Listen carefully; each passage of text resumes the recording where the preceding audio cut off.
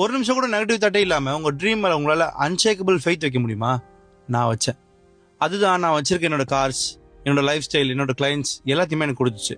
College second year படிக்கும்போது என்னோட professor தான் அந்த சீக்ரெட்ன்ற டாக்குமெண்ட்ரி எனக்கு இன்ட்ரடியூஸ் பண்ணாரு. ஹானஸ்ட்லி ஃபர்ஸ்ட் டைம் பார்க்கும்போது எனக்கு புரியல.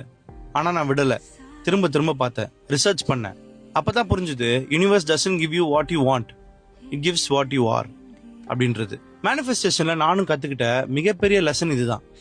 நோ மேட்டர் வாட் லாஜிக், நம்ம சிச்சுவேஷன்ஸ் எப்படி ஒன்னா இருக்கலாம், ஆனா நம்ம பிலீஃப்ல ஒரு செகண்ட் கூட இது நடக்குமான்னு டவுட் வரவே கூடாது. A single negative thought is like a speed breaker to your manifestation. நீங்க இது கரெக்டா பண்ண ரெண்டு விஷயம் பண்ணணும். ஒன்னு டெய்லி அஃபர்மேஷன்ஸ், அது உங்க மைண்டை ரீப்ரோகிராம் பண்ண உங்களுக்கு ஹெல்ப் பண்ணும். ரெண்டாவது கிராட்டிடியூட், உங்ககிட்ட இருக்க விஷயங்களுக்கு நன்றி சொல்ல சொல்ல தான் உங்களுக்கு இன்னும் பெருசா கிடைக்கும்.